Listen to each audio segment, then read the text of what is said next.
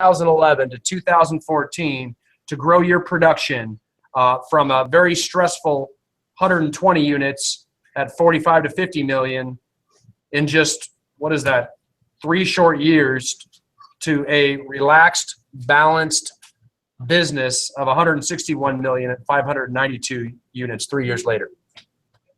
I wouldn't say necessarily relaxed. That's I threw that in. Yeah, basically, every time I was working with a Keller Williams agent on the other side of our transactions prior to our transfer, one of the things that I found extremely rewarding, they knew what was going on. They knew what to do. It was very professional. So once we transition, voila, here comes MREA. You have a model and a system that's in place. And it basically taught you to build a business as opposed to just being an independent agent. And that's something that was always intriguing to me, because the only way to really grow, it's selfish if it's just all about you.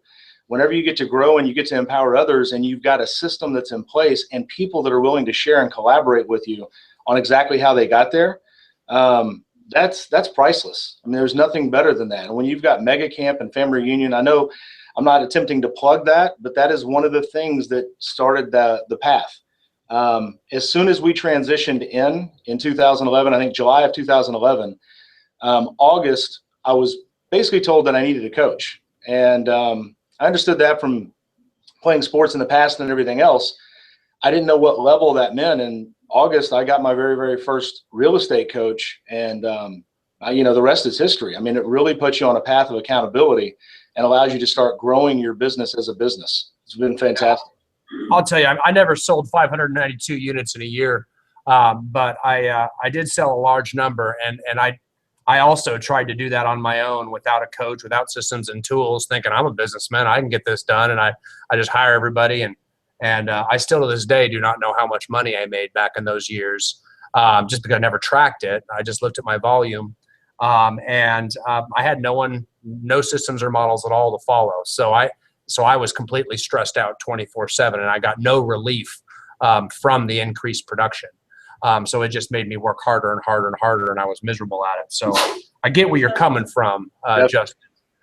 I tell you what, tell me what your team looks like now. What different positions do you have? You've got about 9 people on there. So what do they all do? Who are they and what do they do?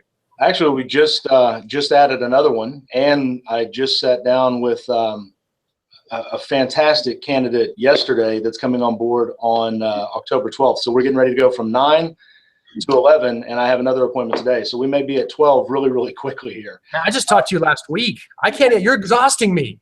Hey, one of the things that I told you that I really, because the thing about Mega Camp and all of these high caliber people that you get to run into, one of the things that stood out to me was stack the bench. Never, ever, ever stop looking for talent.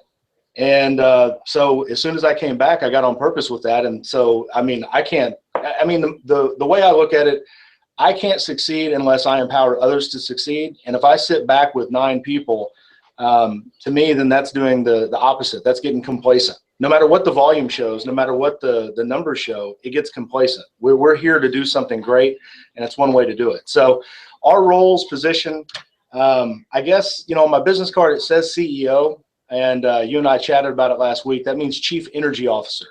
Doesn't mean anything other than that. I like to have high energy. I like to come into an organization that has high energy.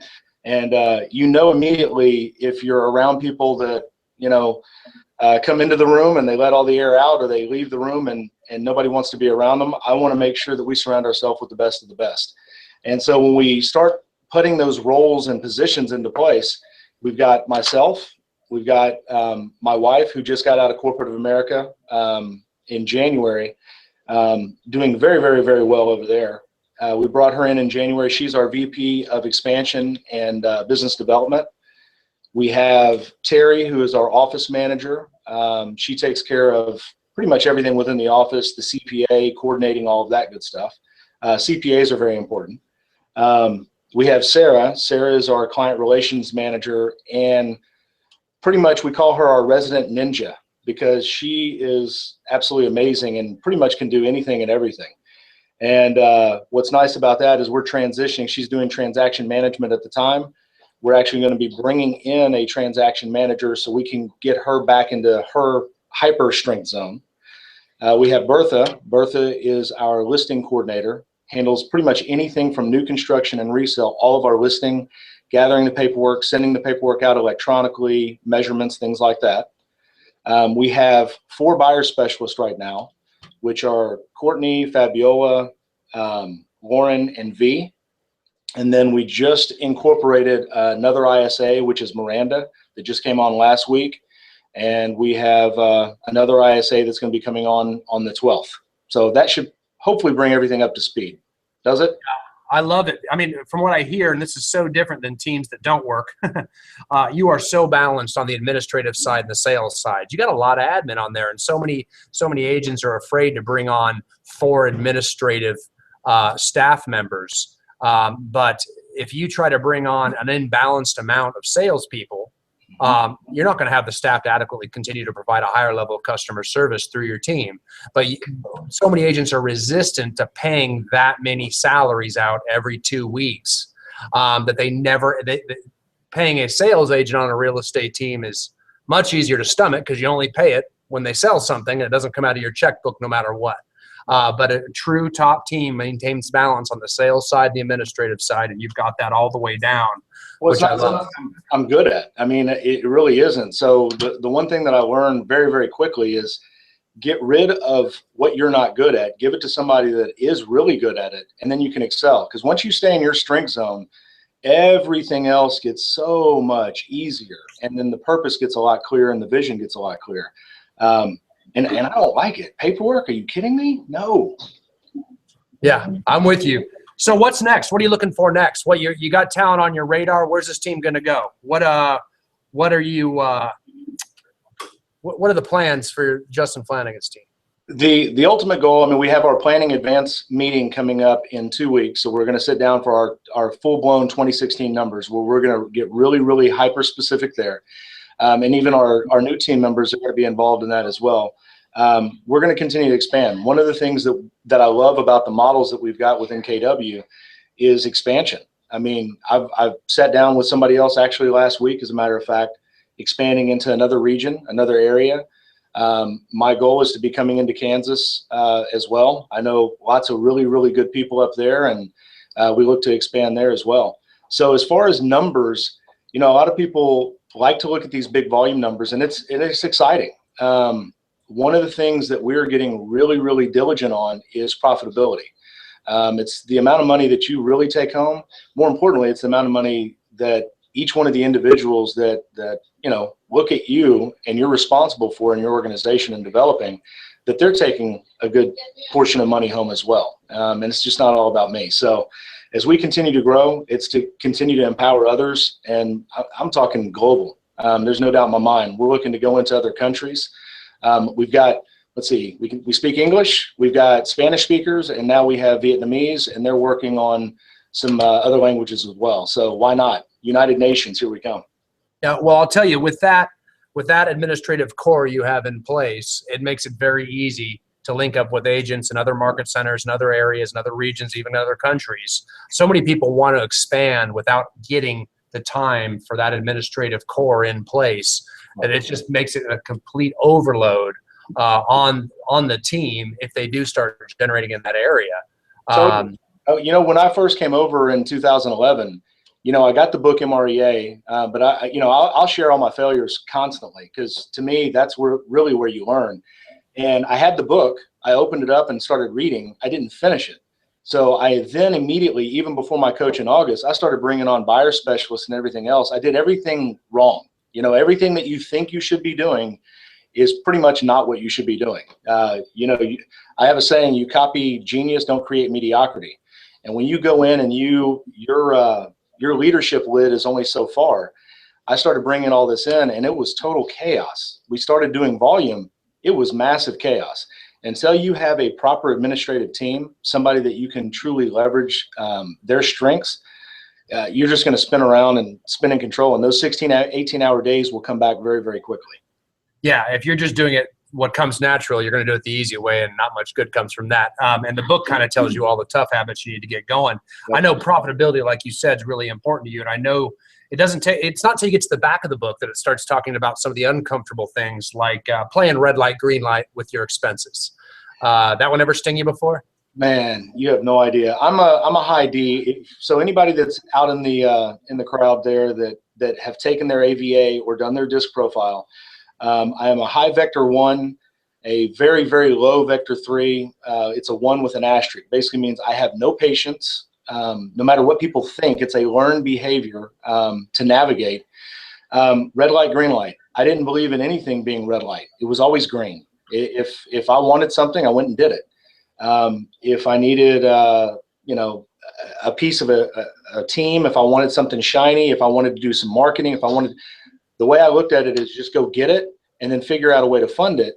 Unfortunately, when you do it at a high speed, you'll find out real quickly that your profitability shrinks. We did. I mean, it shrank to almost non-existent. And then when we started looking at what we were spending money on, we had so many shiny things that we weren't even utilizing or implementing because everything sounds good at the beginning. So the red light, green light, we have really, really taken hold of it in 2015, and it's been the game changer. Profitability has basically skyrocketed for what's going on. 2016 is going to be probably the most profitable year to date for Topmark, and then it's going to continue on there.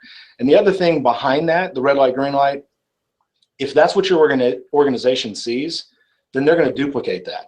And the worst thing you can do is have a lot of people out there running around doing a lot of green light.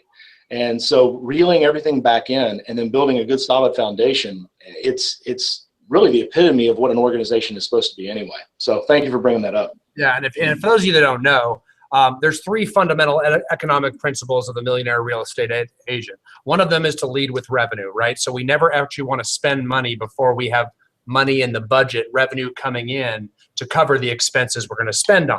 If our expenses are out of line with our budget, then we put up a red light, which means you don't get to spend anymore until you're bringing in enough income to get us back in budget model so that your expenses are up to par with the ratios prescribed by your budget. Once we get there, though, then we can throw the green light up and we have some money up. We can play on the house's money a little bit. So red light, green lights are second principle. Our third principle is always stick to the budget. You don't ever come off that budget or make excuses or reasons or justifications as to why you need to go out of the budget and lead with expenses instead of revenue. That makes sense? 100%. So, 100%. and boy, everyone learns that one the hard way. That is, you throw a lot of money around for that. How many new agents do you have in the room with you right now? How many new agents are in there? I bet you we've got 20 new agents in there, or maybe 30 in the first year. Oh man, that's fantastic. I'm going to put this back on you and basically brag on you and Andrea as well. I mean, what y'all have up there for leadership is absolutely fantastic. You got somebody that built a massive, massive organization without a booklet, without a template, was highly successful at doing it. And then you've got who you have that they're bringing in for y'all, what they're bringing into y'all next week with the Loken group. And did you already tell them that? I did. Okay. That's absolutely fantastic. So if I can share anything, not telling you what to do, but share anything with you, do not have a lack of appreciation for the leadership you've got there, because that right there will get you where you choose to go as quickly as you choose to get there. Don't wait on anything else. They know they have the formulas and the pieces and the tools in place to get it done. Well, I'll tell you, in alignment with that, Justin, you gave me a quote when we talked last week that I made you slow down and repeat a couple times. Your key to everything in following the model and growing a successful business is having faith to see and do what hasn't been done, and then having the persistence and consistency to see it all the way through. Wow. Isn't that powerful? Hey, you need to send that to me, man. That is good. Yeah. We could actually, that should be like right around your license plate, one of those license plate covers. The license plate says no worries, so I need to add that to it. I like that. Yeah, and it's that having faith to see and do what hasn't been done. In other words, you haven't done it. It may not be in your market, but it's actually a proven model that has worked somewhere, that you just have to have faith that that model will work. Even though it's uncomfortable or unnatural to you, you're going to have faith that if I do that, even though it doesn't feel good and it's not naturally what I'd be doing right now, I'm going to hire that third administrative assistant. I'm going to actually do that and provide the support and bring on these people and continue to have faith that if I just follow the model, it'll work. 100%. Boy, you've got it done on. I mean, I'm a big believer when it comes to anybody, when they make a decision, because really that's where it's at. Mindset starts everything. So every morning I get up and I do my normal routine, my prayer, all that good stuff, and then I go straight into reading. I bulletproof my mindset up so I don't allow any of the naysayers to affect where we're going. And one of the things I hold true, if somebody does not respect your future, they should be disqualified from entering with you, period. So, and that goes for anybody around you, even the people that you love. If you have a path and a vision, and it is so crystal clear, don't allow anybody to interfere with you. So if they don't respect you, they should be disqualified from entering. Okay. The one thing that, and I agree with that 100%, they've got to share your vision and your growth. One thing you talked about, and a lot of people out there are thinking is, man, you're doing almost 600 units a year, and you're probably pushing past that this year. Where did all that business come from? Like, what are the lead generation sources? How are you drawing all that business? And I know when we talked about it, you really stress the importance of growing and building that core of influence, that sphere of influence. And I mean, you've only been doing that for a short period of time. You're not like an old salty veteran of real estate. You've been growing that for a short period of time. Talk about the 33 touch, how you've used it, what it's done for you. Well, I'll tell you the failures behind it first, because I'm a high D, so I'm a task oriented person. So I've got big vision. I just go and keep conquering. That's kind of my mindset, which is great and fantastic. However, if you're not cultivating your database and actually staying in touch with the people that you're taking care of, because I think the statistics are staggering. 70% or 70-something% would do business with you again, or maybe it's 80%. However, 12% actually do because of the follow-up. And that right there, when it comes to spending money, chasing, and everything else, it was very sobering. And so at the beginning, we didn't really cultivate any of the database. I just expected them to call me, and if they didn't, okay, no big deal. I'm going to go conquer and grab something else. So we had Boomtown platforms. I sat with Ben Kinney at one time and saw what they were implementing with Boomtown, heavy in the internet. A lot of new construction. We had ties with our builders, so we were getting a lot of referrals there. I've got different networks that I work with, like business networks, things like that, to generate business. However, it was still very task oriented and driven. Once we got into our database, and we just started really going after our database within probably the past 12 months, maybe 18 months. And by doing that, I mean, our percentage of business has now skyrocketed with that group up to, I think when we talked, I was roughly 20 to 25. We're actually at about 37% once I pulled the numbers from our sphere and our referral. And that's really where it's at. I mean, it's so much easier to work with people that know you and want to do business with you than having to constantly overcome all the challenges that go on. And what you do is you don't get heavy, or we had to get and remove being so heavy in one direction and really, really diversify where we're getting our business. And then what that also does, it increases your profitability. Your profitability increases. Now your family is funded, and then your community is funded, and it's a pay it forward initiative, basically. Now, I know the importance to you of running your organization like a business. And we talked about how you have weekly accountability meetings with everybody on your team. Yep. They all have their own goals and standards to make sure that they hit for both the team's goals and their own personal income goals. Right. Tell me a little bit about that. What does that look like? Basically, what I do is every Wednesday, we actually at noon to 1, we do a book club. Okay, so we're reading, whether it's John Maxwell, whether it's Napoleon Hill, whether it's Jim Rohn. I mean, we're reading something that's going to be productive for mindset and that we can apply effectively right then and there into our business and our personal lives. Then I start accountability at 1 o'clock, basically every 15 minutes. And what that is, there's some basic questions that we go through and we ask. You know what? See if I've got my questions here, because I'll actually read the questions to you. And we stay on point with that. What happens, one of the things Diana Kokoska talked about, she goes, your business should never be off track by more than 5 days.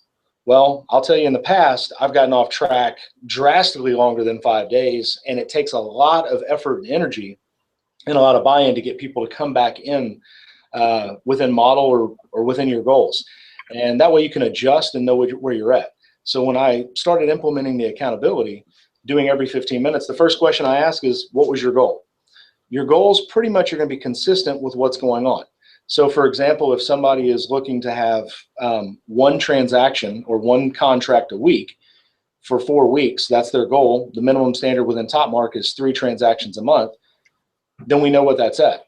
However, if they've got a vacation during that month, obviously they're going to be gone that week. So we've got to adjust the goals based on that. So you're constantly adjusting as we work through this, and we do our quarterly accountability as well. So the first question is, what was your goal? Second question I ask is, how'd you do? Where did you do in relationship to the goal? Third question is, how do you feel about it? One of the things I determine, I'm a numbers guy, and I'm so driven that sometimes I remove emotion out of some of the conversations. Does that make sense? I mean, I totally remove the emotion away from it. And in all actuality, there could be something going on in somebody's personal life and I don't know it. So knowing what happened and then how they feel about it really, really keeps me grounded with the organization. And then based on how you did, what's your goal now and what do you need to do now to get there? Any training and support, additional training and support that you need. And I also ask one question at the very end, that it's, what is your commitment level on a 1 to 7? The reason I do 1 to 7, somebody was on Mega Camp up on stage a few years ago, and the way they rated their homes was a scale of 1 to 7. And already it's kind of like that perplexed look. 1 to 7, why 1 to 7? Well, everybody does 1 to 10. Everybody does 1 to 10. 1 to 7 stops the brain from thinking. So on a scale from 1 to 7, what's your commitment level? 4 is non-existent. So you're either a 1, 2, 3, you're below par, or you're a 5, 6, 7, you're above par. And that really hones in pretty much buy-in on where we're at on and what I can do for the organization at the same time. Does that make sense? That is. In fact, it sounds very similar to the cash talk from Action Training. Bingo. Except you added some nice questions on that, that is so important on a weekly basis to sit with everybody in your organization to A, know what their goals are, B, see if their activities are in alignment with their goals and they're reaching their goals, and then C, ask what got in the way, what can help you do it, or what'd you do well that got it done. Yeah. That simple 4 or 5 questions reveals so much and opens up the communication from an entire organization. So we always are correcting problems long before they happen. It's very proactive. Whether you don't have the big blow-ups that way or the terrible attitudes that come up, or people aren't, especially with administrative staff members, because they tend to be a little bit more reserved. They typically lead with that S behavior, that vector 3 or the vector 4. They're going to hold that stuff in forever. Right. Until it's like a year, month, year later, and then there's just, everything's terrible. You may not even know about it, but by the time they leave the organization, all the lead agent fails to do is ask those regular questions. So you can get proactive before that stuff starts building up, which I think is awesome. Okay, last thing I want to ask you about, I've had you for a long time, the importance of time blocking to you. And I'm like a time blocking maniac. So I really want someone else to say it other than me. Man, it's kind of like white noise, like a mother and father that tell their kids the same thing over and over again. And by no means am I calling anybody out in the audience kids. We were kids at one time, right? But it becomes white noise because you hear the same thing over and over by somebody's voice. And then somebody else says it, and it's like, hallelujah. It is a game changer by far when you time block. I'll give you an example. Fabiola, primarily our lead agent. She's been doing real estate. She owned her own insurance company and everything else from the time she was, I think, 21 or 22. She was the youngest all-state agent in the nation. They groomed her from 16.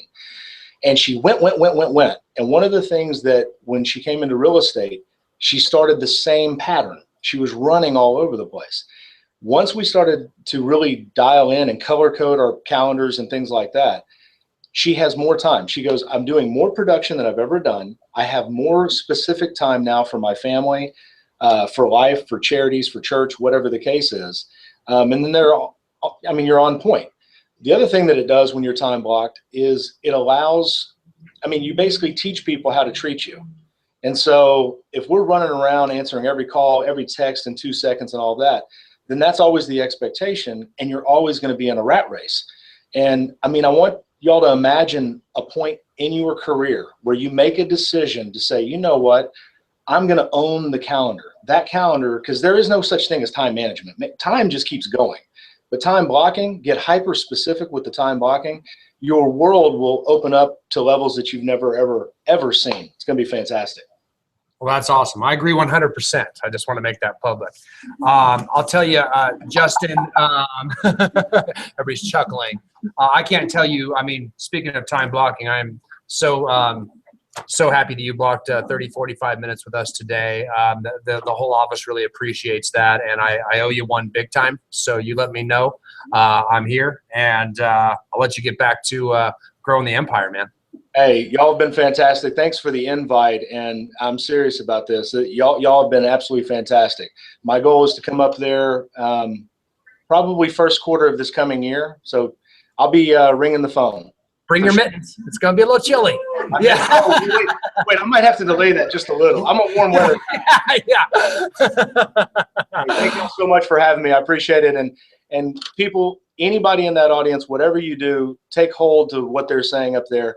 One of the things that I asked Brian last week, I said, what is it that drives you doing what you do? What is your reward? And whenever I'm talking to team leaders, OPs, everything else, everybody has a different drive. And one of the things that Brian was very clear about was he loves empowering other people. So you agents that are in that room, your business owners that are in that room, when you look at that person right there, understand that he's got your best interests at heart. So even when the accountability gets tough and some of those statements you don't like, it is there to make you better and sharpen you up. So I appreciate y'all for having me. Awesome. Thanks, Justin. Let's give him a round of applause right here. Thank you. Thanks, Justin. Take care. Appreciate you.